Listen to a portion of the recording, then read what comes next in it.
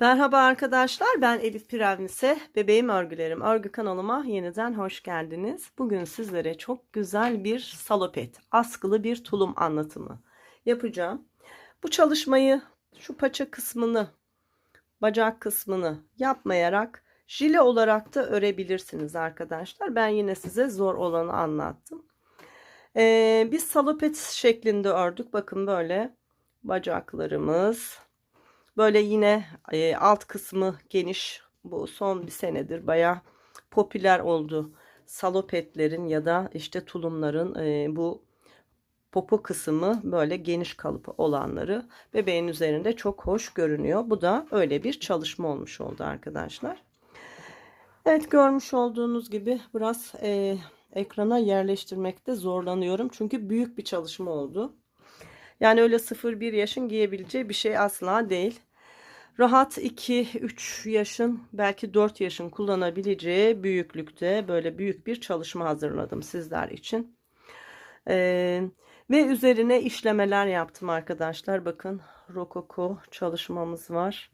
Bence işlemesiyle beraber çok güzel oldu. Yani siz işleme yapmaya da bilirsiniz ama ben işlemeli çalıştım ve anlatmak istedim. Çok da yakıştığını düşünüyorum. Eğer işlemeli çalışmak isterseniz arkadaşlar, bir sonraki videoda nasıl işlediğimi sizlere anlatmış oldum. Çok kolay bir çalışma. Hiç örgü bilmeyen arkadaşlarımın da çok rahat örebileceği bir çalışma. Birbirinin aynısı arkadaşlar, bakın.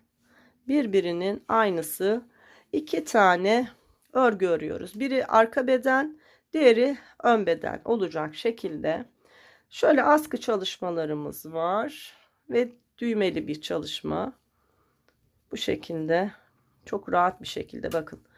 Kol evimiz, askı uzunluğumuz, kalıbımız, bacak kısmımız, her şeyle kalıbımız çok düzgün. Öyle çok kolay ve çok güzel bir çalışma arkadaşlar. Hiç örgü bilmeyen arkadaşlarımın yine çok rahatça örebileceği bir model çalışması. Az da ip gidiyor arkadaşlar. Bu kadar büyük bir örgüye 1,5 yumak civarı ip kullandım. Bakın, bir yumağım bitti. İkinci yumaktan artan bu. Ortalama 1,5 yumak iple örebileceğiniz kolay bir çalışma. Evet, şöyle de tutalım, bir de böyle bakın. Çok güzel. Evet, ölçülerini verdik. Yaş aralığını söyledik. Kullandığımız ip miktarını da söyledik. Ölçülerini santim olarak vermedik. Onu da vereyim hemen, ne kadar büyüklükte olduğunu bir görelim. Ondan sonra da örmeye başlayalım arkadaşlar. Bakın, tam şu orta yakadan şuradan A kısmına kadar uzunluğum arkadaşlar 37,5-38 santim. Bayağı uzun. Geliyoruz şu askılı kısımdan şöyle ölçtüğümde, bakın, 43, hatta 43,5 santim uzunluğunda. Kol altından kol altına şöyle genişliğim, bakın, 31 santim genişliğinde. Hatta esniyor. Esnedikçe daha da genişliyor. Bakın, 32 santim genişliğinde. Yani büyük bir çalışma. Şu bacak evimiz oldukça müsait. Dar değil. Sayılarımız, kalıbımız çok güzel. Buranın genişliğini de söyleyeyim size. Tam 14,5-14 santim. Yani ikiye katlandığında şuradaki genişliğimiz de 14 santim. Yani her şeyiyle oldukça güzel bir çalışma. Dediğim gibi hiç örgü bilmeyen arkadaşlarım da çok rahat bir şekilde örebilirler. Önü ve arkası birbirinin aynısı olan iki tane çalışmayı birbirine, bakın, burada gördüğünüz gibi çok düzgün bir dikişle ekliyoruz. Sanki hiç dikiş yokmuş gibi çalışıyoruz ve bu güzellik bitmiş oluyor. Evet, şayet beğendiyseniz beğeni ve yorumlarınızı her zamanki gibi bekliyorum. Özellikle örüp bitiren arkadaşlar, mutlaka sizin yorumlarınızı bekliyorum. Kaç yaşa ördünüz, nasıl oldu, kalıp nasıl oldu, fikirleriniz, yorumlarınız benim için çok önemli. Öncesinde ve sonrasında yorumlarınızı mutlaka bekliyorum. Evet, hazırsak şimdi örmeye başlayalım. Arkadaşlar, model çalışmamda Lady Yarn marka örgü ipini kullanacağım. Daha önce bu örgü ipiyle size anlatımlar yaptım. Baby Honey serisi anti peeling özelliği olan, yani keçeleşmeyen özelliğe sahip güzel bir örgü ipi. Böyle dokusu da yumuşacık, örmekten keyif aldım. O yüzden bu modeli de yine Baby Honey serisiyle öreceğim. İpimiz 100 gram ve 220 metre uzunluğunda %100 akrilit bir örgü ipi arkadaşlar. Böyle tatlı güzel bir sarı renkle beraber örgümü öreceğim. İpimiz 220 metre uzunluğunda ama biraz böyle ince bir ip. Daha önce 3,5 milimetre şişle örmüştüm. Gayet başarılı olmuştu. Bugün yine 3,5 milimetre örgü şişi kullanacağım. Bakın, şişim 3,5 milimetre. Evet, bir haroşa çalışmasıyla beraber başlayacağız. Çok da kolay bir çalışma. Hiç örgü bilmeyen arkadaşlarımın çok rahat örebileceği modellerden yine bir tanesi. Evet, şimdi başlayalım arkadaşlar.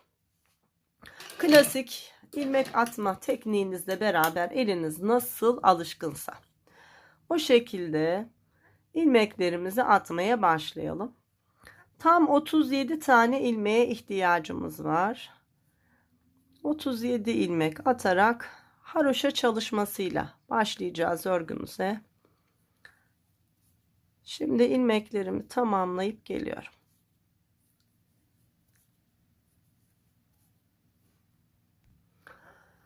Evet, tam 37 ilmek şişimi atarak başladım. Hemen sayalım. 2, 4, 6, 8, 10, 12, 14, 16, 18, 20, 22, 24, 26, 28, 30, 32, 34, 36, 37 ilmek. Şimdi bu var olan 37 ilmeğimizi haroşa örgü olarak öreceğiz arkadaşlar. Önde ve arkada düz örgülerle 2 sıra ördüğümüzde bir diş haroşa örgü elde etmiş oluyoruz. Haroşa örgü 2 sıra düz ya da 2 sıra ters örgüyle de elde edilebilir. Ben düz örgülerle haroşamı örüyorum ama bazı arkadaşlar elleri ters örgüyle haroşa yapmaya alışkın oluyor. O yüzden örgüyü örerken düz olarak değil de haroşa olan yerleri özellikle haroşa örgü olarak belirteceğim. Bütün videolarımda öyle yapıyorum. Çünkü çok sayıda tersten haroşayı ören arkadaşımız var. Onlar da karıştırmadan rahat örebilsin. Evet, ben düz örgülerle haroşamı çalıştığım için bakın. Bir sıra düz örgü ördüm. Örgümü çeviriyorum. Arka tarafta da yine düz örgülerle haroşa ördüğümde ilk diş haroşa örgümü elde etmiş oluyorum. Bakın, hemen haroşa dişlerimiz belli oldu. Bu haroşa dişlerimiz tam 3 diş olana kadar örelim. Sonra birlikte devam edelim.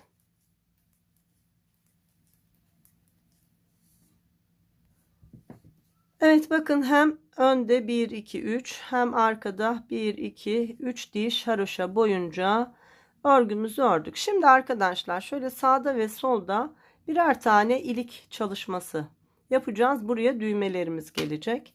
Hemen başlayalım. İlk ilmeği boşaldım. Yine haroşa örgü örüyoruz. İkinci, üçüncü ve dördüncü ilmeği haroşa örgü ördüm. Şişe ipimi doladım. Sıradaki 2 ilmeği birlikte örerek kestim. Bakın, ilk iliğimizi çalışmış olduk. Şimdi devam ediyorum. Sıra sonunda 6 ilmek kalana kadar yine haroşa örgümü örüyorum. 6 ilmek kalınca diğer tarafta da iliğimi açacağım.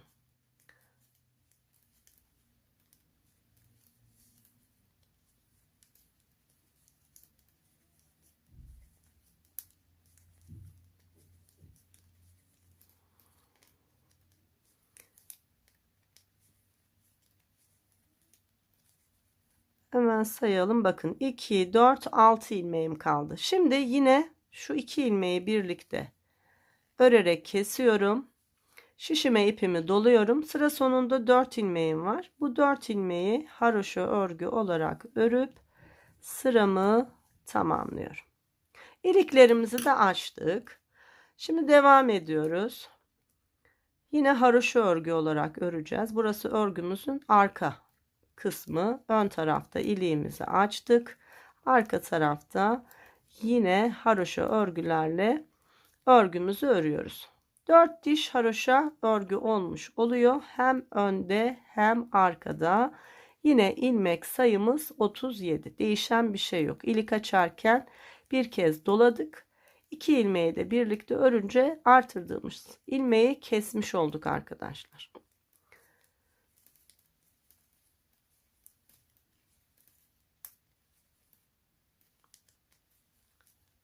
Evet, 37 ilmeğimi örgümün arka tarafında da ördüm ve 4 diş haroşaya örgümü bakın tamamlamış oldum. Şimdi bir diş daha haroşa öreceğiz. Yani 5 dişe tamamlayacağız. Sonra model kurulumuna geçeceğiz. Şimdi örgümüzün ön kısmında haroşa örgülerle örelim. Sıramızı bir tamamlayalım.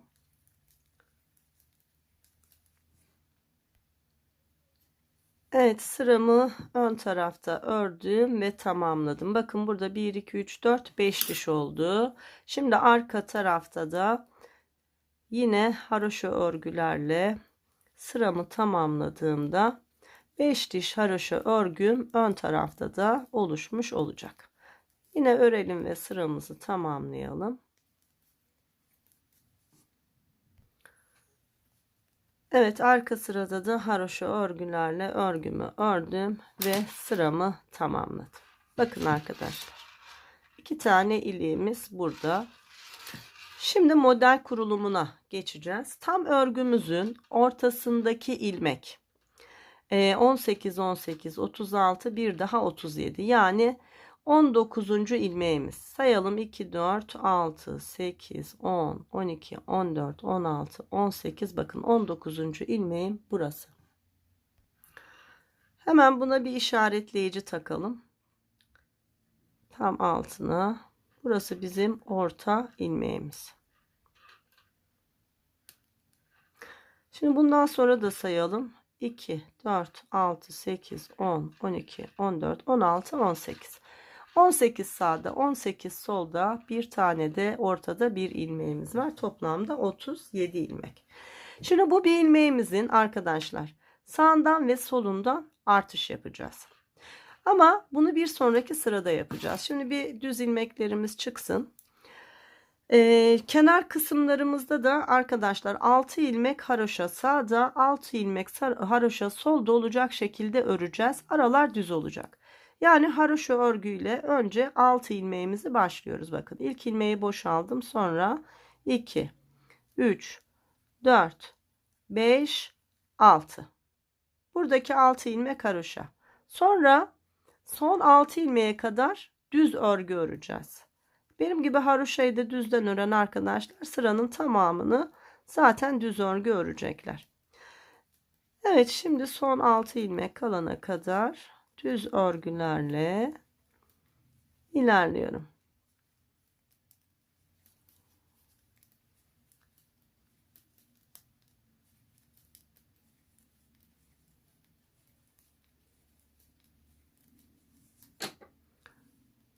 Sıra sonunda 6 ilmek kalana kadar düz örgülerle ördüm. Son 6 ilmeğim haroşa örgü. Haroşayı tersten ören arkadaşlar için özellikle belirtiyorum. Evet, sırayı tamamladık. Şimdi döndük. İlk 6 ve son 6 ilmeğimiz yine haroşa olacak. İlk ilmeği boşaldım. Sonra 2, 3, 4, 5, 6 ilmeğimi haroşa ördüm. İpi kendime aldım. Aradaki ilmekleri ters örgü olarak örüyorum. Bakın.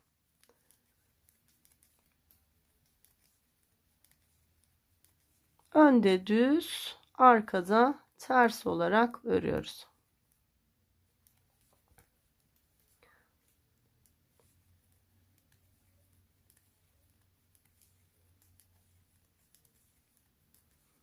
son 6 ilmeğime kadar bu şekilde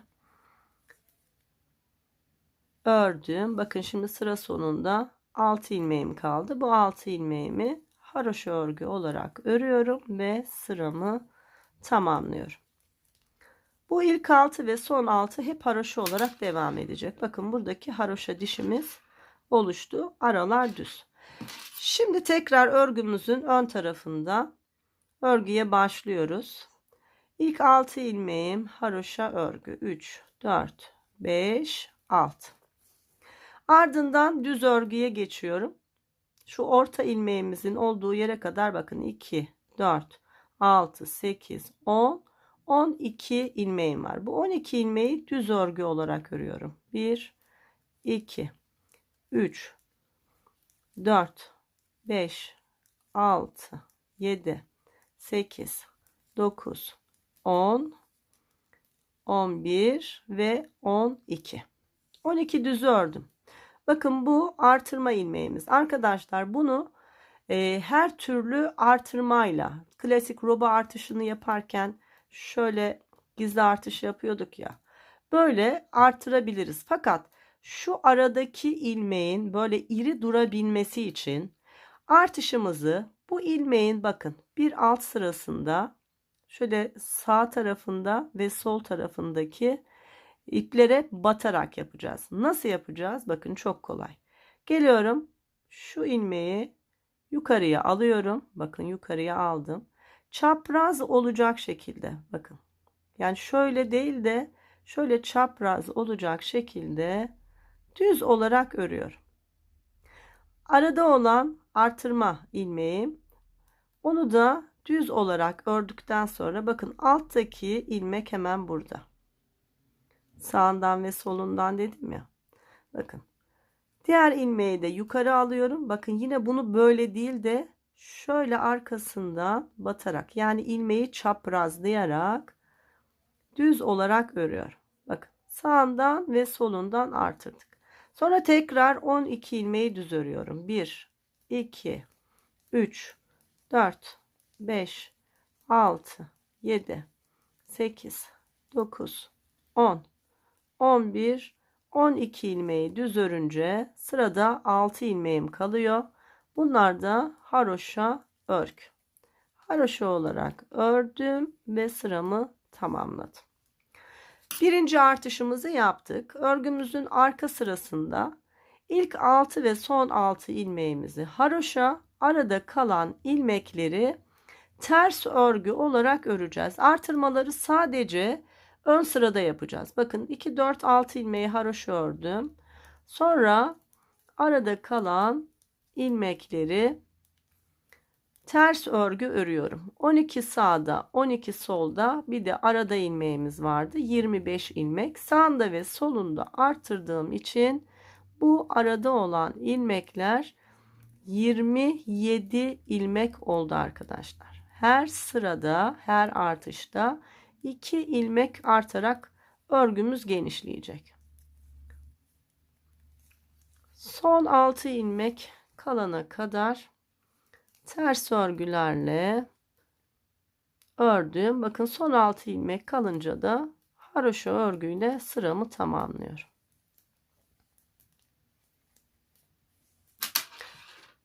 Bakın arayı sayalım. Şu 6 haroşadan sonra 2, 4, 6, 8, 10, 12, 14, 16, 18, 20, 22, 24, 26, 27. 2 ilmek arttı. Şimdi ön sıradayız.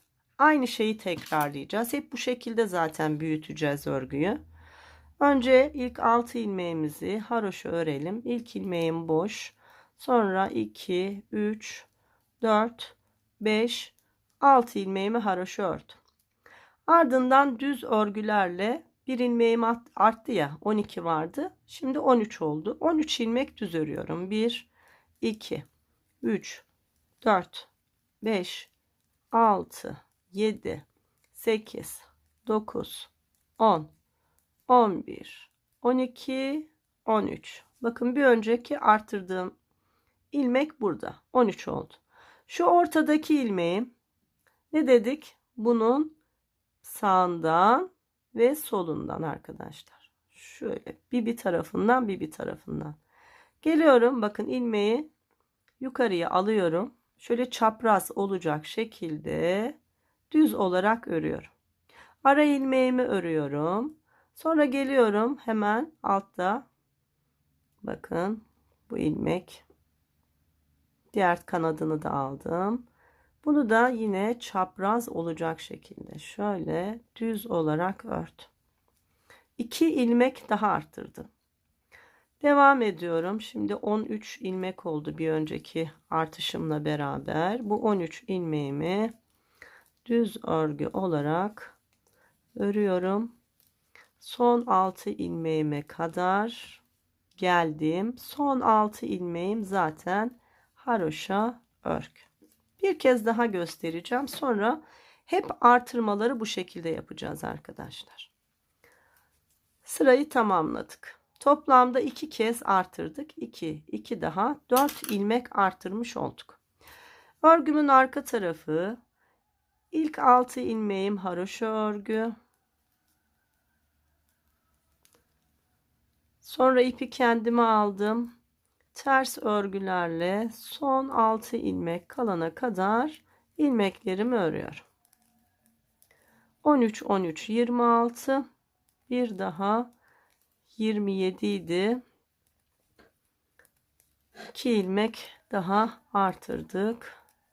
Bu kez 29 ilmeğimiz olmuş oldu arka tarafta.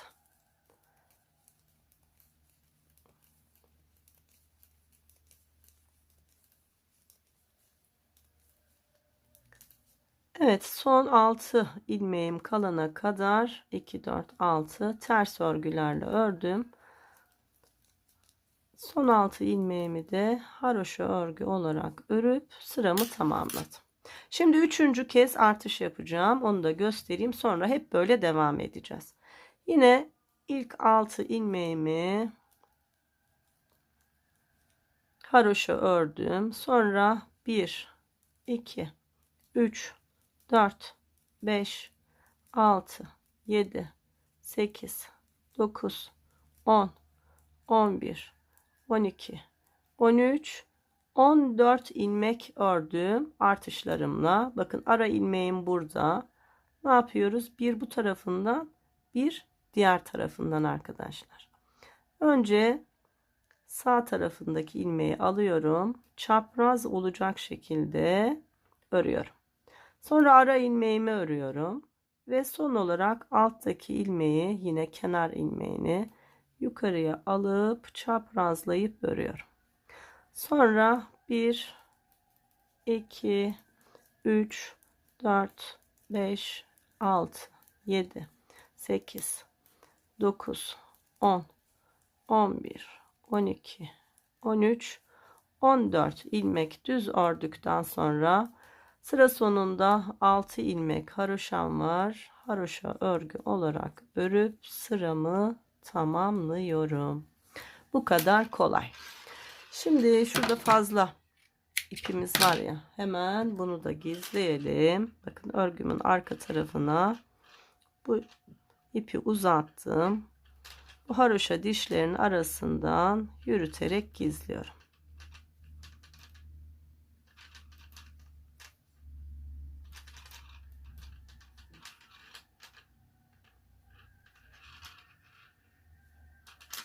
Bunu da bitirdik.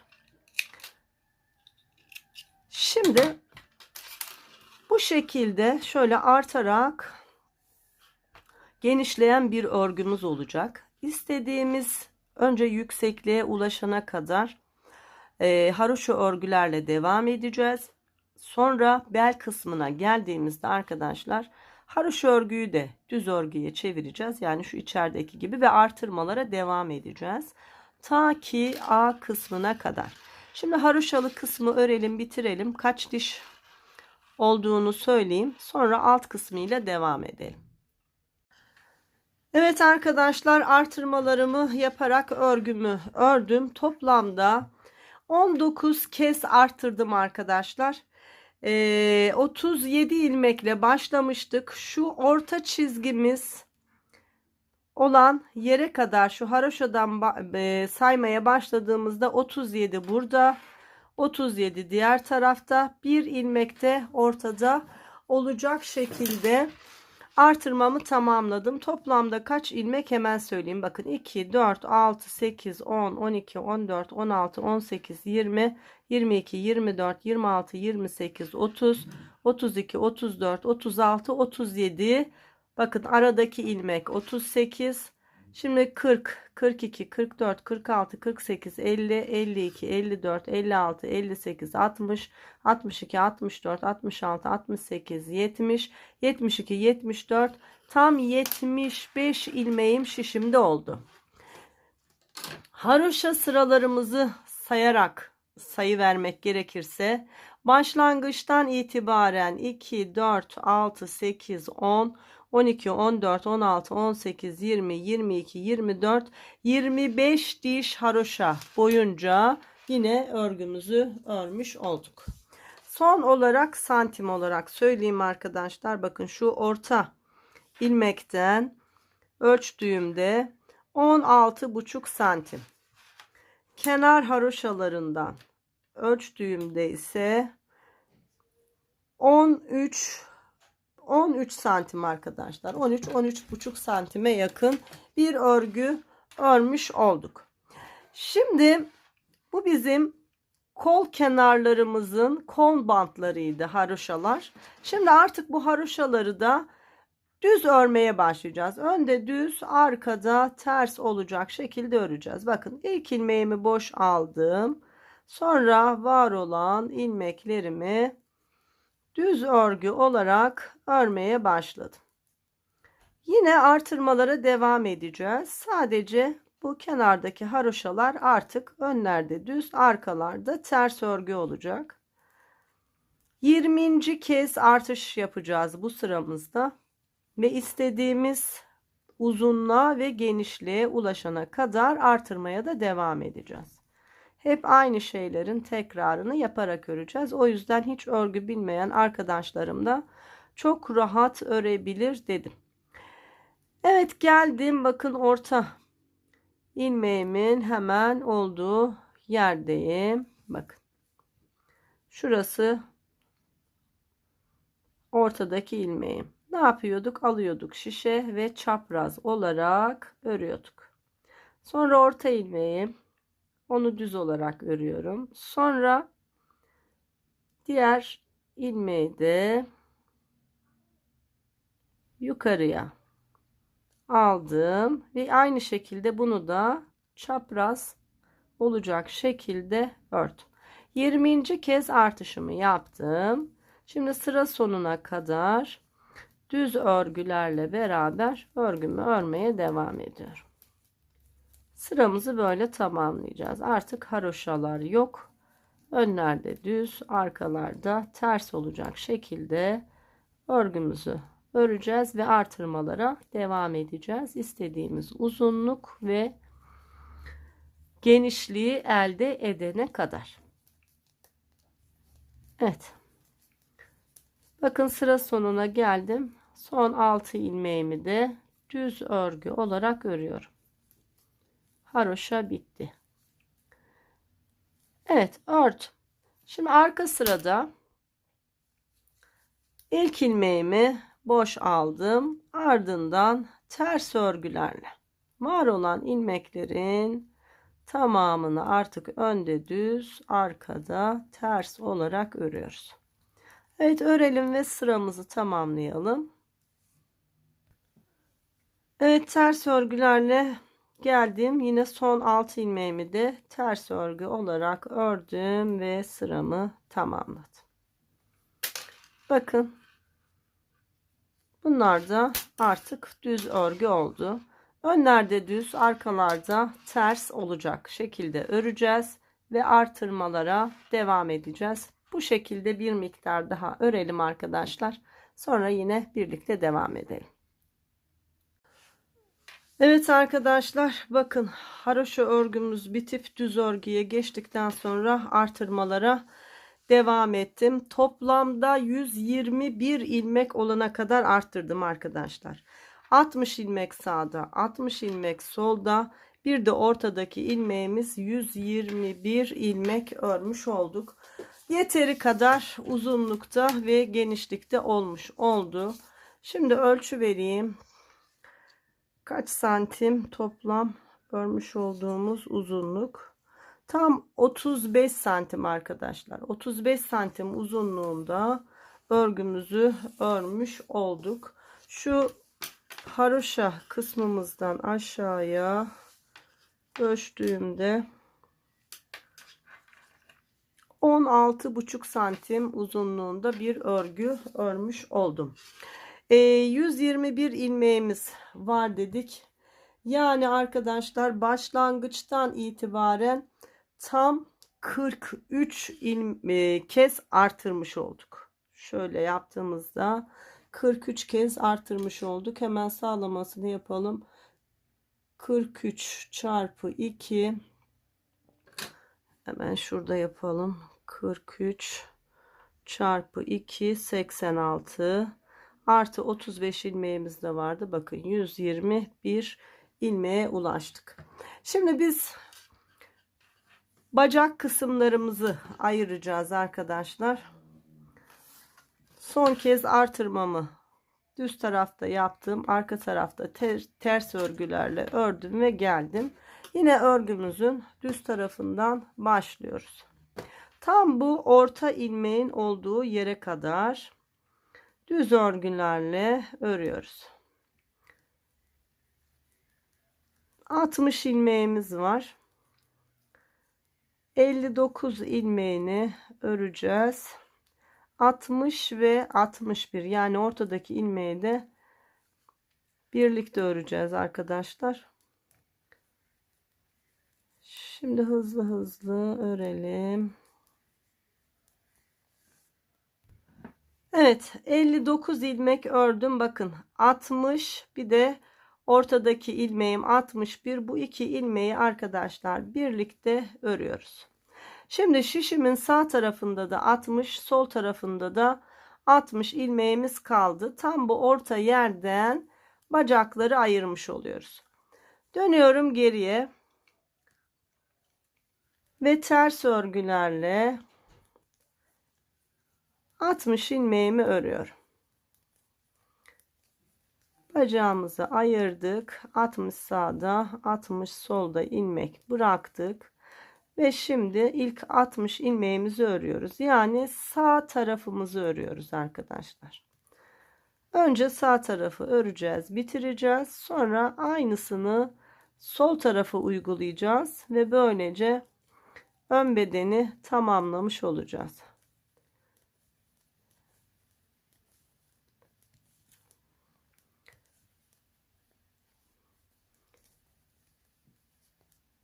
Bir sıra önde, bir sıra arkada, toplamda 2 sıra örmüş oluyoruz. Şimdi işaretleyici de takacağım.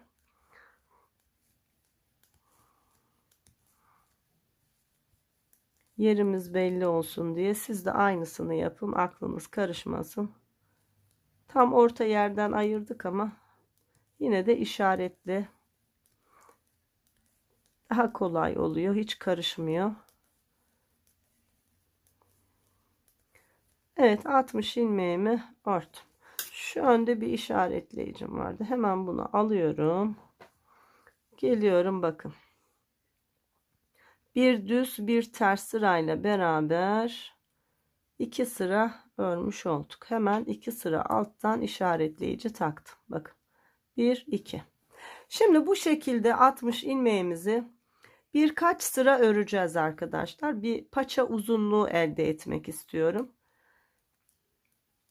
Bu şekilde önde düz, arkada ters olacak şekilde 60 ilmeğimizi bir miktar örelim. Sonra paça lastiği ile beraber zaten ilk bacağımızı tamamlamış olacağız. Evet, örüp geliyorum.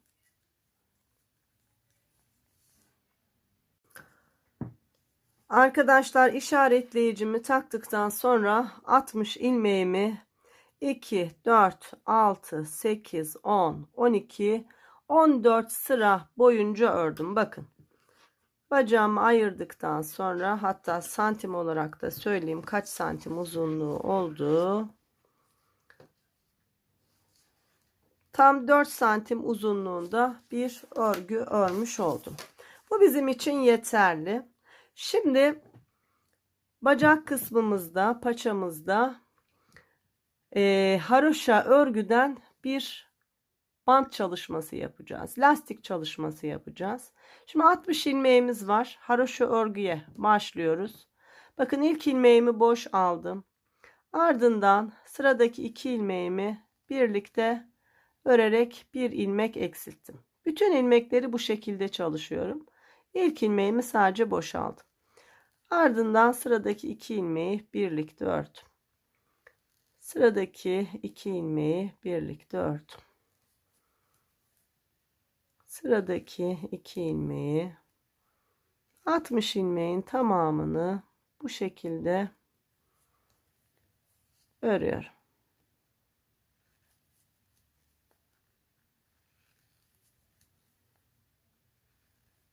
İlmek sayımızı azaltmak için bu çalışmayı yapıyoruz.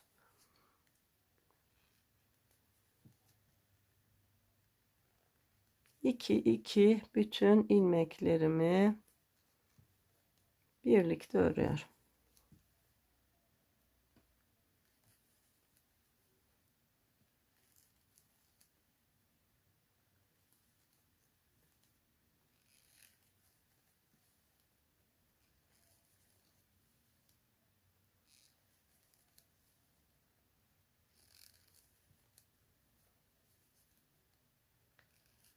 Evet, 60 ilmeği 2 ilmek birlikte örerek ilmek sayımı azaltıyorum.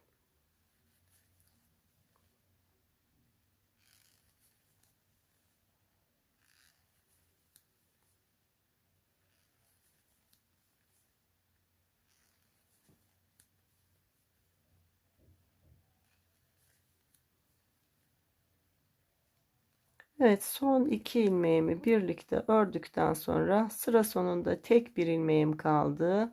Onu da ördüm ve sıramı tamamladım. Şimdi bakalım kaç ilmeğimiz kalmış. 2, 4, 6, 8, 10, 12, 14, 16, 18, 20, 22, 24, 26, 28, 30. Tam 31 ilmeğim kaldı. Şimdi bu var olan 31 ilmeğimi haroşa örgü olarak birkaç diş öreceğim ve keserek bitireceğim arkadaşlar. Bakın 3, 4, 5, 6, 7, 8, 9, 10, 11, 12, 13, 14, 15, 16, 17, 18, 19, 20. 21, 22, 23, 24, 25, 26, 27, 28, 29, 30 ve 31. Bakın örgümüzün ön tarafında bir diş haroşa elde etmiş olduk. Aynı şekilde örmeye devam edelim ve toplamda 3 diş haroşa olsun. Örgümüzün düz tarafında yine haroşamızı örelim. Arka sırada 4. diş haroşamızı örerken aynı zamanda kesim yaparak artık sağ bacağımızı tamamlamış olalım. Şimdi 3 dişe tamamlayalım. 4. dişte kesimlerle birlikte devam edelim. Evet arkadaşlar, bakın 3 diş haroşa boyunca ördüm. Örgümün düz sırasında yine haroşa çalışmamı yaptım. Şimdi arka tarafta örerek kesme tekniğiyle beraber kesim yapacağız ve aynı zamanda 4. diş haroşamızı da örmüş olacağız. Bakın ilk ilmeği boşaldım. Sıradaki ilmeği haroşa olarak ördüm. Arkadaki ilmeği üzerinden geçirdim. İlk kesimimi yaptım. Sıradaki ilmeği ördüm. Arkadaki ilmeği üzerinden geçirdim 2. Sıradakini ördüm, kestim 3. Sıradakini ördüm, kestim 4. 5, 6. Bu şekilde ilmeklerimin tamamını örerek kesme tekniğiyle kesiyorum ve sağ bacağımı bitirmiş oluyorum arkadaşlar.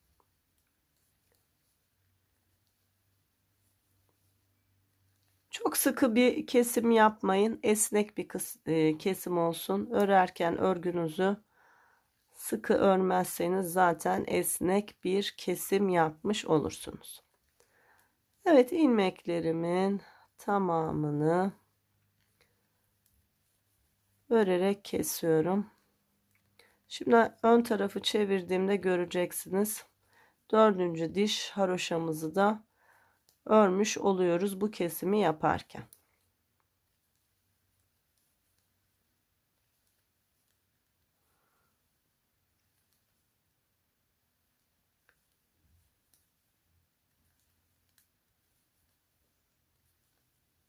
Evet, var olan 31 ilmeğimin tamamını kesmiş oldum. Şu son ilmeğimi bir kez daha örüyorum. Ve arkadaşlar şu yan dikişi yapabilmek için şöyle ipimi 1 metre kadar uzun bırakarak kesiyorum. Evet, ilk bacak çalışmam bitti. Bak, 4. diş haroşa örgümü de böylece örmüş oldum. Bakın bu şekilde. Şimdi sağ tarafımız bitti. Sol tarafımızda aynı çalışmayı yapacağız. Geliyorum. Bak. Şurada tam orta ilmeğimiz vardı ya. Kesim yapmıştık bu ilmekten. Bakın şu ilmek. Bunu birlikte örmüştük. Bunu yine şişime alıyorum. Bu orta kısmı ayrık olmasın, düzgün olsun diye bunu yapıyorum. Sonra önündeki ilmekle beraber bu iki ilmeği birlikte örerek başlıyorum. Yine 30 ilmeğim var bu tarafta da. Şu ipimi de düğümleyeyim. Evet.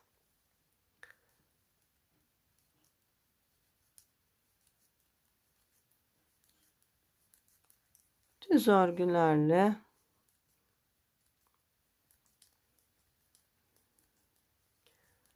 ...60 ilmeğimiz vardı.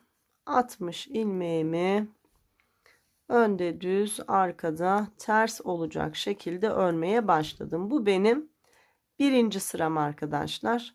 Yine işaretleyicinizi takın.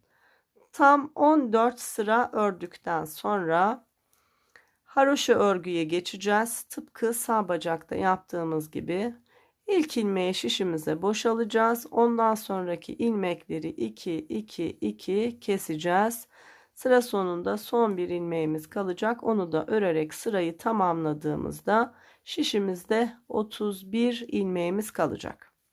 Bu 31 ilmeği de 3 diş haroşa boyunca ördükten sonra 4. dişi örerken yine kesim yapacağız ve sol bacağımız da bitmiş olacak arkadaşlar. Evet. Bakın ikinci bacağa başladım. Aynı şekilde çalışalım. Şimdi arka sırayı da örünce ikinci sıramız olacak. Bu birinci sıramızdı. Tam 13 sıra daha ördüğümüzde 14 sıraya tamamlamış olacağız. Sonra haroşa çalışmasıyla bitireceğiz. Şimdi ne olmuş oldu? Bu bizim ön bedenimiz oldu arkadaşlar. Bitmiş oldu. Arka bedeni de aynı şekilde yapacağız. Yine 37 ilmekle başlayacağız örgümüze. Bu kez ilik açmayacağız. Ön kısımda iliğimiz var. Ne yapacağız? 37 ilmeği 5 diş haroşa boyunca ördükten sonra yine aynı şekilde artırmaları yaparak öreceğiz. Bacakları ayıracağız ve bitireceğiz. Yani birbirinin aynısı iki parça öreceğiz. Aradaki tek fark ön beden. Bunda ilik açtık. Arka bedende ilik yok. Şimdi bu bacağı bitirdikten sonra ikinci parçamızı da örelim. Arka bedenini de örelim. Ondan sonra askı çalışmamız var. İşleme çalışmamız var. Ve yan dikişlerimizle beraber artık salopetimizi, tulumumuzu bitirmiş olacağız.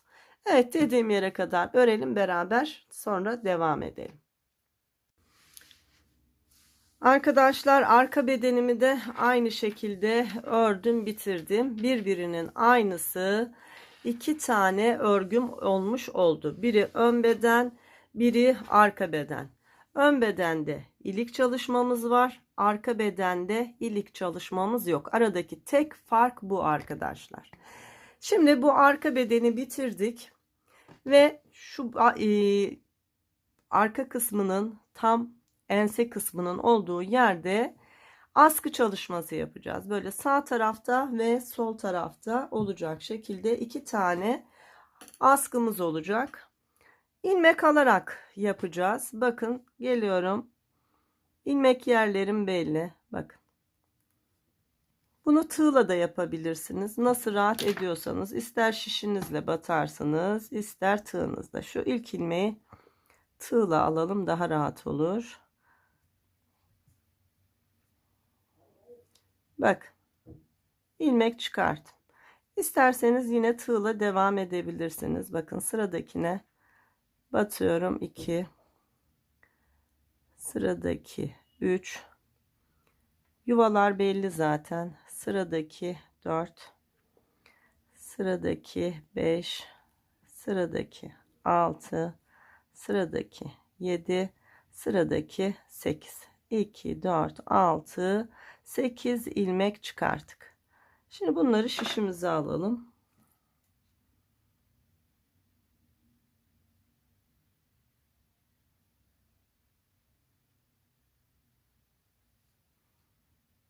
Bakın, 8 ilmeğimiz oldu. Örgümüzün düz tarafından çıkardık. Şimdi arka tarafından örmeye başlayacağız.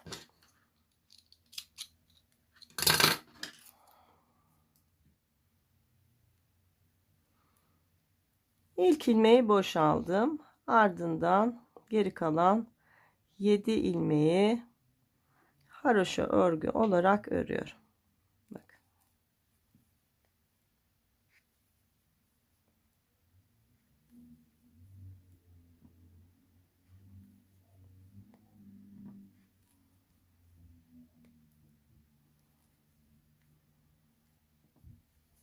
Şu başlangıç ipimi de hemen burada tığımın yine yardımıyla önce düğümleyerek sabitliyorum. Ardından yine haroşa dişlerimin arasından birkaç kez yürüterek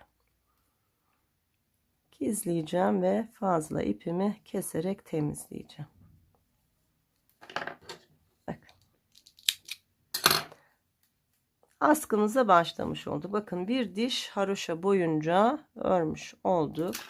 Hep bu şekilde öreceğiz. İstediğimiz uzunluğa ulaşana kadar. İlk ilmek boş. Sonraki 7 ilmeği haroşa örgü olarak ört. Arka sırayı tekrar örelim. İlki boş. Ardından 7 ilmeği haroşa örgü.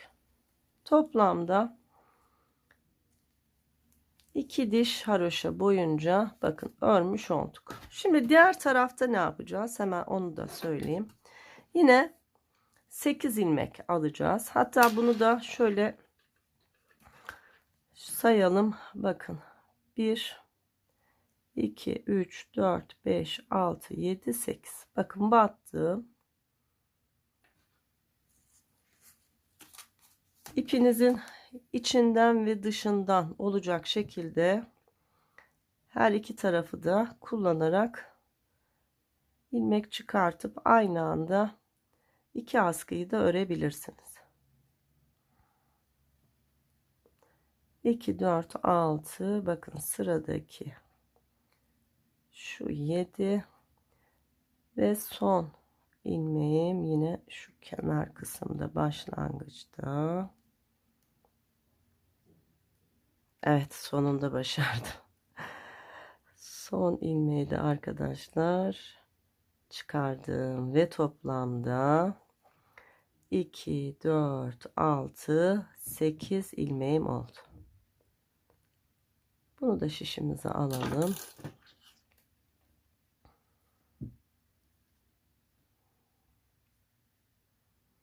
Hatta şöyle alalım.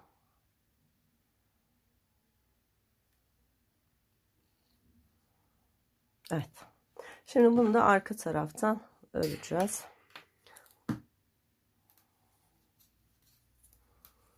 İki diş burayı örmüştük. 2 diş de diğer tarafı. Şimdi örelim. Önce eşitleyelim. Sonra birlikte öreceğiz. İlkini boşaldım. Sonra diğer 7 ilmeği haroşa örgü olarak örüyorum.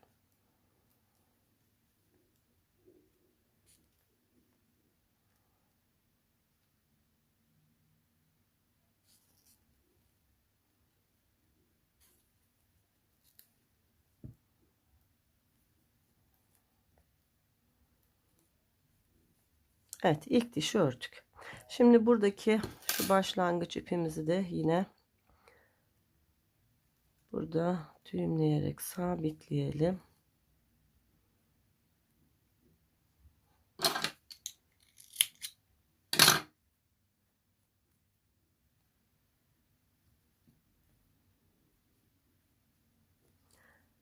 Sonra haroşa dişlerimizin arasından yürüterek gizleyelim.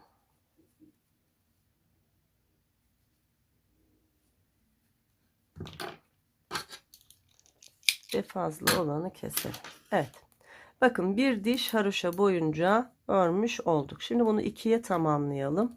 İsterseniz ayrı ayrı da örebilirsiniz. Hiç fark etmez. Ben her iki tarafın başlangıcını gösterebilmek için böyle yaptım. 3, 4, 5, 6, 7 ve 8.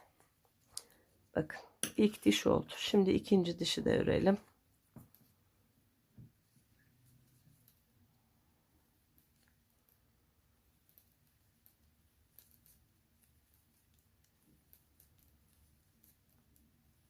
Yedi, 8.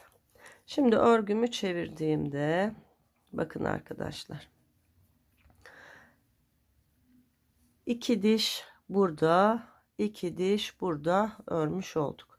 Şimdi üçüncü dişe başlayacağız. Her ikisini aynı şişe taşıyalım.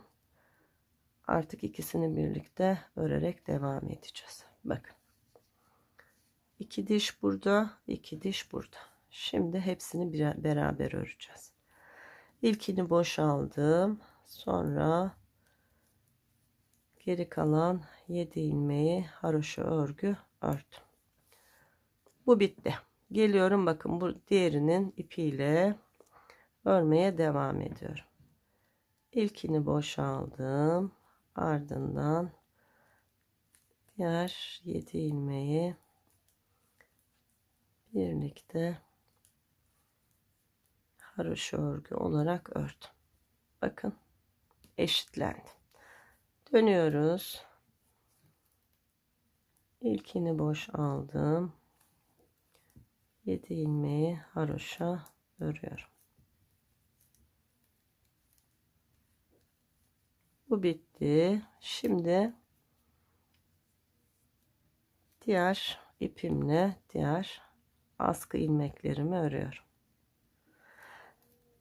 Evet arkadaşlar, dediğim gibi isterseniz birini bitirip sonra diğerine de başlayabilirsiniz. Nasıl size kolay gelecekse o şekilde örün.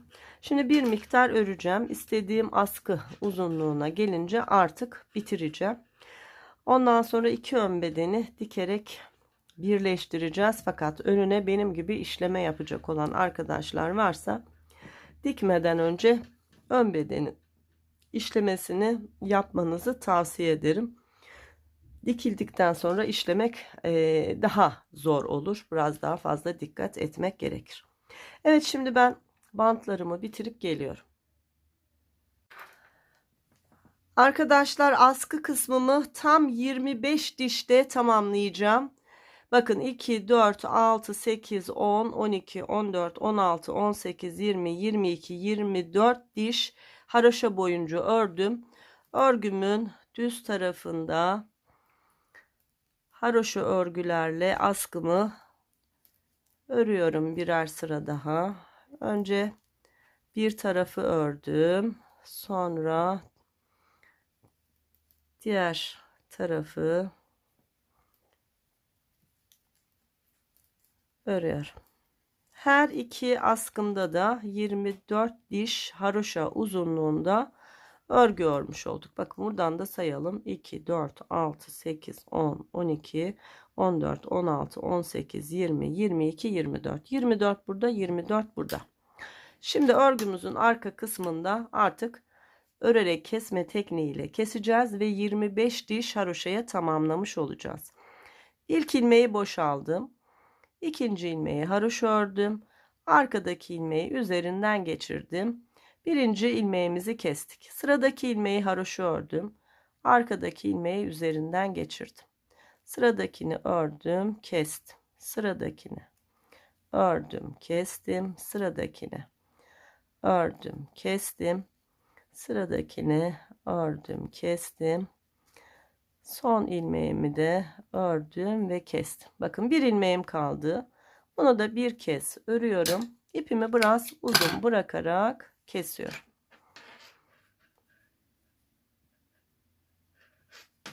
Hemen tığımın yardımıyla bu ipi askının arka tarafına aldım. Bir kez daha sabitleyeceğim burada. Düğümleyerek tığımın yardımıyla.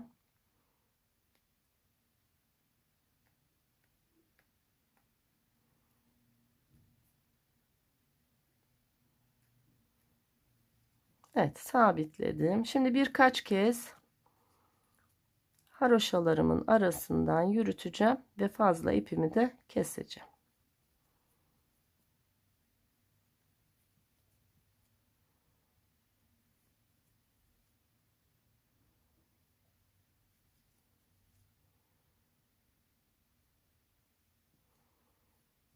Evet, yürüttük ve fazlasını kestik. İlk askım bitmiş oldu. Bakın şimdi saydığımda 2, 4, 6, 8, 10, 12, 14, 16, 18, 20, 22, 24, 25 diş haroşada bitirmiş oldum.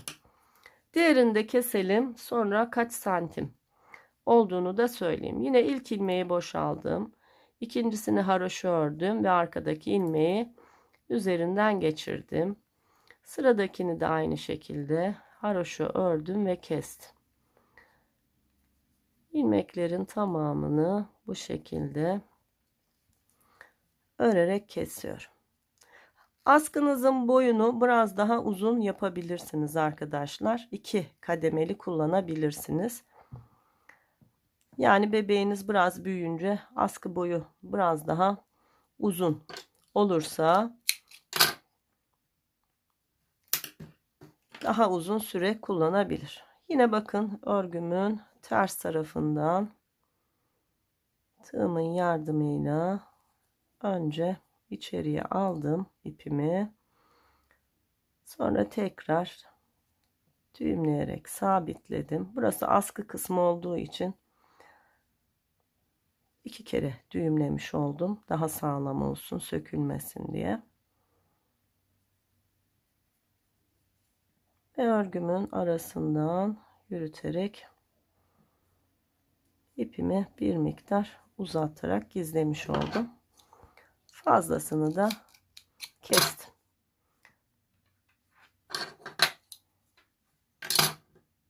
Evet. Bütün iplerimizi bu şekilde temizleyelim. Artık örgümüz bitti. Düğmelerimizi dikeceğiz. Düğmelerimi de arkadaşlar, işlememi ben renkli çiçek yapacağım. Güzel bir rokoko nakışı. Yeşil yapraklarım olacak. Yapraklarımla aynı renk olsun diye, böyle renkli bir görüntü olsun diye. Bakın bu düğmeleri tam şöyle 2 diş haroşanın bitimine şöyle dikeceğim arkadaşlar. Hemen dikip geliyorum. Evet arkadaşlar, ilk düğmemi diktim. İkincisini de beraber dikelim. Bakın örgü ipimin 5 kat, normalde örgü ipim. Bunun 2 katını aldım. İğneme geçirdim. Bakın askımda 1-2 diş haroşanın hemen altında 3. dişin arasına böyle tam askıyı ortalayacak şekilde düğmemi dikeceğim. Düğüm attım 2 kat ipime. Şöyle arasından geçirirseniz daha sağlam ve kolay olur. Ben uğur böcekli bir düğme kullanıyorum. Askı takıldığında şöyle böyle yukarıya doğru bakması lazım. O yüzden şu şekilde tutarak dikiyorum.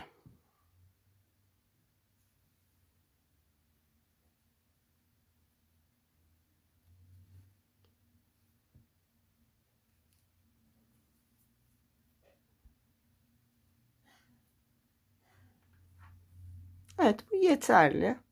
Hemen geliyorum örgümün iç tarafına.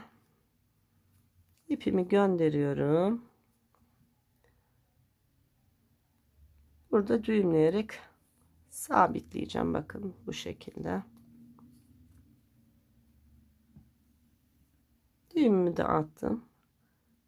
Yine örgümün içerisinden şöyle ipimi geçirdim ve kestim. Bakın. Düğmelerimizi de dikmiş olduk. Şimdi dediğim gibi yan dikişlerini yapacağız arkadaşlar. Şu yanları dikeceğiz. Ama benim gibi nakış yapacak olan arkadaşlar varsa önce nakışlarımızı yapacağız. Ondan sonra dikeceğiz. Ben şimdi ilk kenar dikişini size göstereyim. Bu videomuz böyle bitsin. İkinci videomda bakın bu nakış çalışmasını sizlere anlatacağım. Ayrı bir video olsun istiyorum. Çünkü rokoko nakışı çok aranan bir video. Ayrı bir videoda olsun ki arayan arkadaşlar hemencik ulaşabilsin. Şimdi örgümüzün ön ve arka bedenini şöyle düz taraflarından üst üste getiriyoruz. Bakın arkadaşlar, düğmeyi diktiğimiz askılarımız böyle. Bu arada ben askı uzunluğu verecektim. Verdim mi hatırlamıyorum. 25 sıra dedim ama askımızın boyu da arkadaşlar tam 13 santim. Bakın başladığımız ilmek aldığımız yerden itibaren 13 santim uzunluğunda örmüş olduk. Bakın ön ve arka bu şekilde üst üste, ters taraflar içeride, düz taraflar dışarıda olacak şekilde bıraktık. Şu bitim çalışmasını yaparken de ipimizi biraz uzun bırakmıştık ya. Şimdi ipimizi iğnemize geçirelim ve dikmeye başlayalım. Şimdi haroşa örgüyle beraber dikişi nasıl yapacağız? Şu kenarda haroşa dişlerimiz var. Buradan birleştirerek başlıyorum arkadaşlar. Bakın. Önce örgüyü birleştirdik. Ardından yine haroşa dişlerini karşılıklı hiza alarak bir sağdan bir soldan batarak birleştiriyorum. Bakın haroşa dişim. Diğer taraftan da böyle ikisine birlikte batıyorum. Bakın karşılıklı birleşiyor. 4 diş haroşamız vardı. Karşılıklı 4'ünü de böylece birleştirdik. Şimdi düz örgülerimize geldik. Hiç değişen bir şey yok. Yine Bu kez düz örgülerimizi hiza alarak ilerleyeceğiz. Bakın, ilmeğin içerisinden battım, bir yukarısından çıktım. Aynı şeyi buradan yapıyorum. Bakın, battım, bir yukarıdaki ilmekten çıktım. Geliyorum diğer tarafa, yine aynı şeyi yapıyorum. Battım, bir sonrakinden çıktım. Geliyorum, aynı şekilde battım, bir sonrakinden çıktım. Bakın, birleştirince sanki hiç dikiş yokmuş gibi oluyor. Hep aynı şeylerin tekrarını yaparak haroşa kısmımıza kadar ilerleyeceğiz arkadaşlar. Bakın, battım, bir sonrakinden çıktım. Geliyorum, burada da aynısını yapıyorum. Battım, bir sonrakinden çıktım. Bunu tam şu kol altındaki haroşa çalışmasının olduğu yere kadar yapıyoruz. Bunu böyle dikelim. İlk çalışmamız bitmiş olsun. İkinci videomuzda da arkadaşlar şu işleme çalışmasını size anlatacağım. Şurayı da bakın, burayı da yine şurada yaptığımız gibi dikeceğiz. Şöyle karşılıklı hiza alacağız. Bakın, buradan başlayacağız. Önce haroşaları dikeceğiz. Sonra düz örgüleri dikeceğiz. Tam ortaya geleceğiz. Tekrar düz örgülerden geleceğiz. Haroşaların olduğu kısımda yine haroşa dişlerinden batarak birleştireceğiz. A kısmımızda birleşmiş ve bitmiş olacak. Şimdi ben çalışmamı yapayım, bitireyim. Son halimi size göstereyim. Evet arkadaşlar, bakın, bir tarafı diktim, bitirdim. Tam şu haroşa dişinin ilk kısmından geldim. A kısmında da yine aynı şekilde bakın, haroşalardan başladım. Düz örgülü kısımları düz örgü dikme tekniğiyle diktim. Sonra tekrar haroşalı kısmı dikerek bitirdim. Ardından diğer tarafı dikmeye başladım. Yine haroşalı kısımdan başladım. Bakın, düz örgülü kısımdan sanki hiç dikiş yokmuş gibi. Bakın, arkası da böyle oluyor. İç kısmı çok temiz ve düzgün bir dikiş elde etmiş oluyoruz. Geldim. Bakın arkadaşlar, en son nasıl bitirdiğimi de göstereyim. Şu haroşa dişinin oradan çıktım. İlk haroşa dişinden. Bir de diğer taraftan böyle birleştirdim ve ipimi içeriye attım. Yani en son diktiğim yer 2 tane şu ilk haroşa dişleri. Sonra ipimi içeriden geliyorum. Bu dikiş yapmış olduğum yerde düğümleyerek sabitliyorum. Birkaç kez yine dikişli olan örgünün içerisinden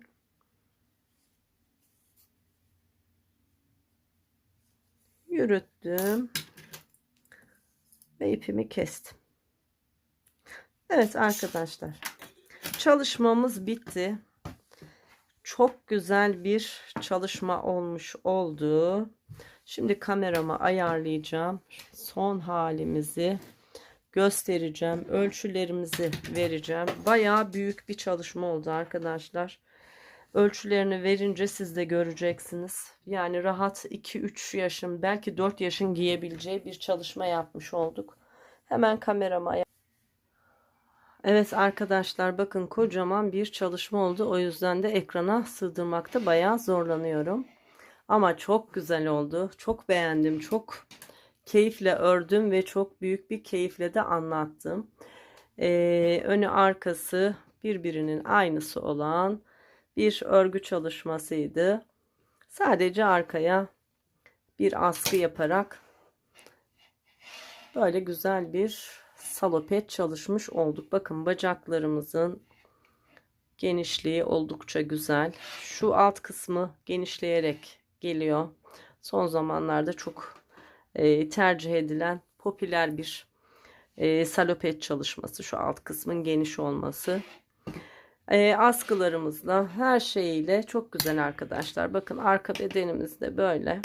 Dediğim gibi bacak çalışması yapmayıp bunu bir jile çalışması da yapabilirsiniz. Ben zor olanı size anlattım.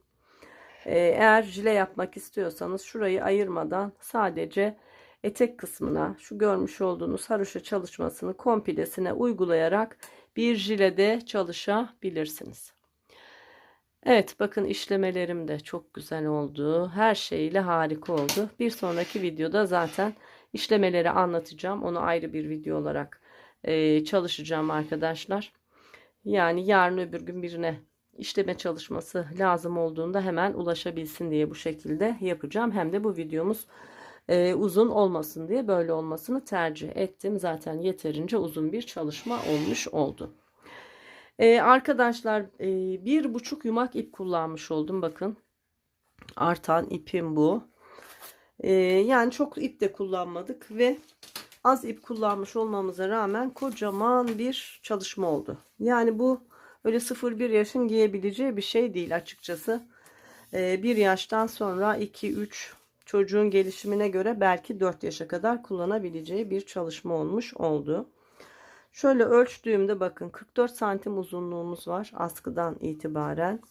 Şu ortadan, ön ortadan A kadar ölçtüğümde de bakın 37 santim uzunluğum var. Yani bayağı büyük bir çalışma oldu. Şu kol altın genişliğimi de ölçtüğümde yine 31 santim, hatta 31,5 santim genişliğim var. Dediğim gibi oldukça büyük bir çalışma oldu. Modeli beğendiyseniz beğenmeyi, yorum yapmayı ihmal etmeyin. Özellikle örüp bitiren arkadaşlar, sizlerden rica ediyorum. Mutlaka ördükten sonraki yorumlarınızı paylaşın. Yorumlarınız benim için çok önemli. Kalıp nasıl oldu, kaç yaşa ördünüz, bunları benimle paylaşırsanız mutlu olurum. Bundan sonraki çalışmalarım için benim için önemli arkadaşlar. Çünkü ona göre yol alıyorum. Kanalıma henüz abone olmayan arkadaşlar, abonelikler ücretsizdir. Eğer kanalımı ilk kez seyrediyorsanız, benzeri videolardan haberdar olmak istiyorsanız kanalıma abone olup bildirimleri de açarsanız bundan sonraki bütün videolarıma bir bildirimle beraber ulaşabilirsiniz. Ben video yayınladığımda hemen size bir mesaj olarak bildirim gelecek. Yeni bir videonun varlığından haberdar olacaksınız ve abonelikler ücretsizdir arkadaşlar. Abonelik öncesi ya da sonrası sizlerden herhangi bir ücret talep edilmez. Tıpkı Facebook'ta arkadaş eklemek, Instagram'da takibe almak gibi, YouTube'da da abone olmak aynı şey arkadaşlar. Değişen hiçbir şey yok. Yani abone ol deyince bir ücret vesaire sizlerden talep edilmez. Evet, bir anlatımın daha sonuna geldim. Bir sonraki çalışmam işleme videom arkadaşlar. Unutmayın, eğer modeli böyle çalışmak isteyen arkadaşlar varsa bir sonraki videoyla yine onlar da işlemelerini yapabilirler. Çok kolay bir çalışma. Çok da aydınlatıcı bir şekilde anlattım.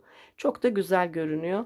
Bana sorarsanız işlemeli yaparsanız daha bir güzel olacak. Ama işleme yapmayıp cep çalışması yapabilir. Başka figür çalışmalarıyla da süsleyebilirsiniz ya da sade bir şekilde kullanabilirsiniz. Tabii ki tercih sizin. Nasıl arzu ederseniz.